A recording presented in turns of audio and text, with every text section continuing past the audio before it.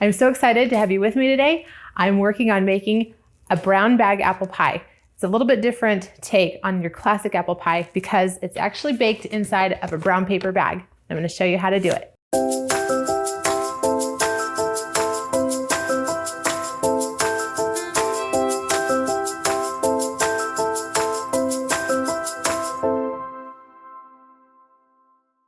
I'm really excited to share this recipe. I got this recipe when I was very first married in the first neighborhood that we lived in, and I got it from my friend Jenny, and it was so delicious. We probably tried it at some sort of church event, and I asked her for the recipe, and she hand wrote it out for me, and I've kept it near and dear to my heart all these years, and I'm gonna make it today.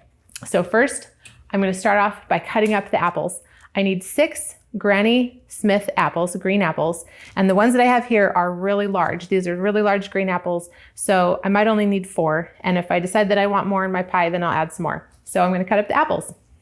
So the reason that I like to wedge my apples and then peel them is that I can get all the peel on each wedge off in one, mostly in one peeling, and then I don't have to worry about the core and fighting with a knife to get the core out. The Granny Smiths are nice and tart, and they stay really firm after you've baked them. And since this pie is going in for an hour and 45 minutes, it's really good to have a nice sturdy apple.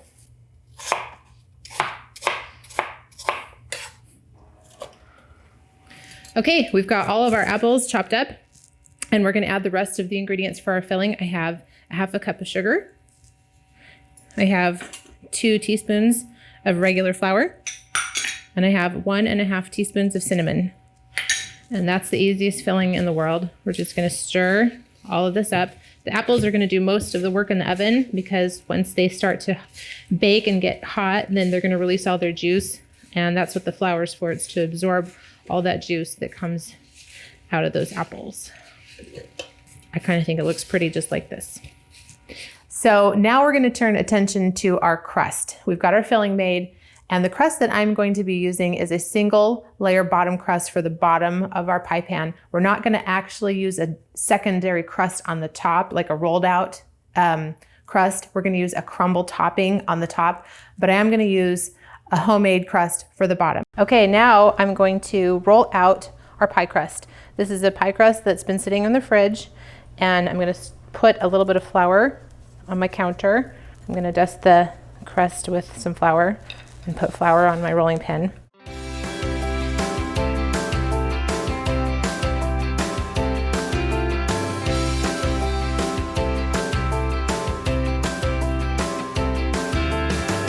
So I'm gonna use my pie pan to kind of eyeball it. Yep, it looks like it's definitely bigger. And it's all jagged on the edge, which is okay because I'm gonna trim them off once I get this crust in the pan. To transfer the crust to the pan, I'm gonna fold it in half and then fold it in quarters, because if I try to lift the whole thing, it'll just make a mess. So now I'm gonna gently ease that in and put the point in the center of the crust and then just unfold it the same way I folded it. Okay, now this pie is got its pie crust in there and it's ready for its filling. Okay, now we're gonna focus on the crumb topping for our pie. It's really easy. I'm gonna use a half a cup of flour, a half a cup of sugar, and a half a cup of softened butter. And I'm gonna use a pastry blender to cut all these ingredients together. And that's gonna make our crumb or crumble topping to go on top of our apple pie. Once we make it, we'll pack it on top of the pie, and I'll show you what's next.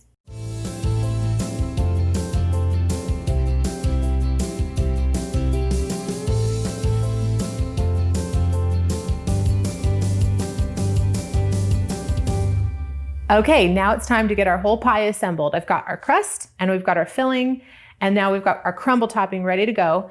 We're gonna put all these things together in the pie pan, and then we're gonna slip it inside a brown paper bag and staple it shut. Okay, now that we've got our pie crust in our pan, we're going to fill it with the pie filling. And so I'm gonna pour this in. There's gonna be some juices on the bottom, but they'll be totally okay. It smells so good. It's middle of July, but it smells like Thanksgiving. So this was 4 gigantic Granny Smith apples, and I'm glad I didn't do any more. I mean, you could do more if you really want to mound it up, but I'm okay with that. And now we're going to add the crumb topping. This is our sugar and flour and butter mixture.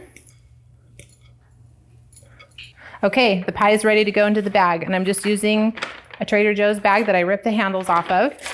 I'm gonna open the bag, and I'm gonna try and do this. Just slip this pie into the bag.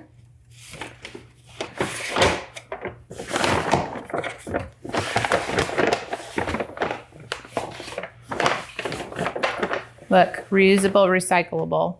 Trader Joe's, we're recycling your bag. So once the pie is in there, I've got crumb. I'm going to fold it up like this, and I'm going to staple it. Okay, now it's going to go in the oven. What I have done is I have removed the top rack of my oven so I can let my pie sit in the middle, just so I don't get that paper bag too close to the heating element. So I'm going to bake this pie for 1 hour and 45 minutes at 350 degrees.